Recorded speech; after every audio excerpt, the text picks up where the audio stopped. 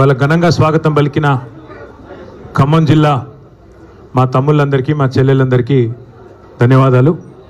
మరి ఈరోజు పత్రికా సమావేశానికి హాజరైన పాత్రికేయ మిత్రులందరికీ కూడా హృదయపూర్వకంగా నమస్కారాలు.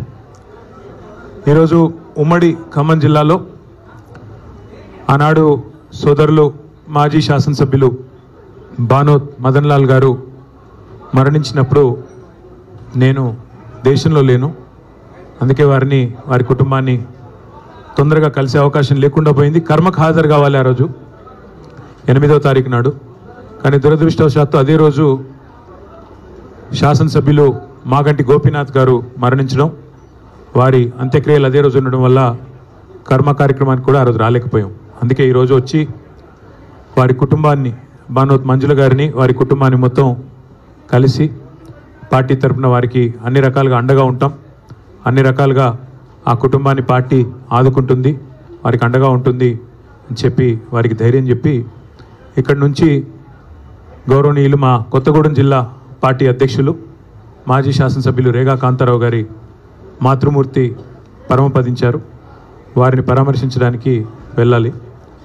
మధ్యలో ఇవాళ ఇక్కడ ఖమ్మంలో ప్రత్యేకంగా ప్రెస్ మీట్ ఏర్పాటు చేయడానికి కారణం ఒకటే. రాష్ట్రంలోని యువతకి నా విజ్ఞప్తి, మత్తు పదార్థాలకి, డ్రగ్స్కి దూరంగా ఉండండి. పొరపాటున కూడా అలవాటు చేసుకోవద్దు. పొరపాటున కూడా అవి అలవాటు చేసుకుంటే జీవితాలు నాశనం అవుతాయి. నేను జీవితంలో ఎన్నడూ సిగరెట్ కూడా తాగని వ్యక్తిని. అట్లాగే మరి మీరందరూ కూడా తప్పకుండా డ్రగ్స్కి, మత్తు పదార్థాలకి దూరంగా ఉండాలని కోరుతా. రాష్ట్ర ప్రజలకు కూడా ఒక విజ్ఞప్తి, రేవంత్ రెడ్డి గారి స్పీచ్లకి, వార్తలకి, చిట్చాట్లకు కూడా దూరంగా ఉండండి నా విజ్ఞప్తి. ఎట్లాగైతే మరి డ్రగ్స్ మనుషుల ప్రాణాలు హరిస్తాయో అట్లాగే కొన్ని నికృష్టపు మాటలు, నికృష్టపు డైలాగులు మరి మీ ప్రశాంతతకు, మీ ఆరోగ్యానికి కూడా, రాష్ట్ర ఆరోగ్యానికి కూడా హానికరం. పెద్దలు చెప్తారు, నక్క పీనుగునే పిక్కు తింటుంది, పంది బురదలోనే పొరలాడుతుంది, పెండ పురుగు గుడ్ల చావిట్లోనే తిరుగుతుంది. అట్లాగే గుంపు మేస్త్రి నోట్లోంచి కంపు తప్ప ఏమీ రాదు, నికృష్టపు మాటలు తప్ప ఏది రాదని మళ్ళొక్కసారి తేలిపోయింది. ఒకరోజు ఫోన్ ట్యాపింగ్ అంటాడు, మరొక రోజు ఫార్ములా ఈ అంటాడు, ఇంకో రోజు డ్రగ్స్ అంటాడు, కాదంటే కాళేశ్వరం, లేదంటే కేసీఆర్. 20 నెలల్లో ఈ నికృష్టుడి బతుకు, ఈ రాష్ట్ర ముఖ్యమంత్రిగా ఉన్న నికృష్టుడి బతుకు కేసీఆర్ జపం చేయడం, డైవర్షన్ టాక్టిక్స్ తప్ప, హెడ్లైన్ మేనేజ్మెంటు, డెడ్లైన్ మేనేజ్మెంట్ తప్ప చేసింది ఏంది? ఇప్పటి వరకు ఈ రాష్ట్రంలో ఏ వర్గానికి నువ్వు చేసింది ఏంది నేను అడుగుతా ఉన్నా. అందుకే పెద్దలు చెప్తారు, పంది ఎంత బలిసినా నంది కాదు. నువ్వు ముఖ్యమంత్రి కావచ్చు, ఇంకో 3 ఏళ్ళు ఉండొచ్చు, మురిపంగా డబ్బుల మూటలు దోచుకుంటూ ఉండొచ్చు, కానీ ఎన్నటికీ నీ బతుకు ఒక పెండ పురుగులోని పురుగు బతికే తప్ప నీది ఎన్నటికైనా కూడా కేసీఆర్ స్థాయి కానీ, ఆ ముఖ్యమంత్రి పదవికి ఉండే ఒక గౌరవాన్ని కానీ, గతంలో మహామహులు ఆ పదవిని అధిష్ఠించారు.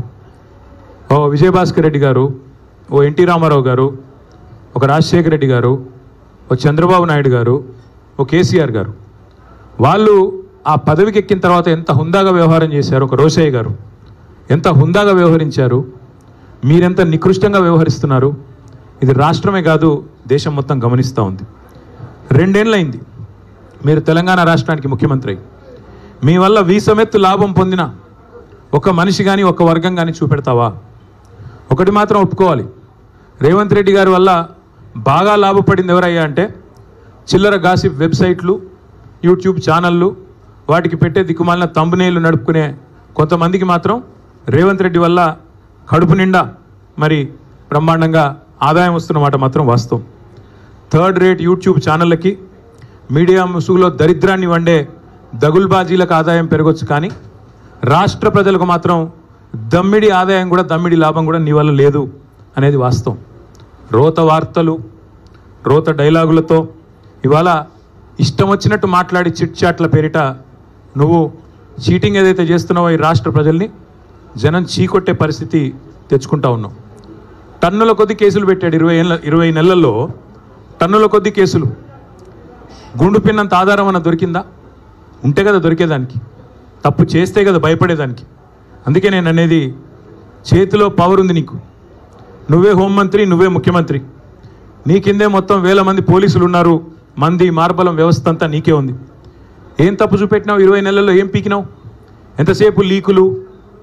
అప్పట్లో ఏదో సినిమాలో ఆయన గ్రీకు వీరుడు అనేవాళ్ళు, ఈయన లీకు వీరుడు.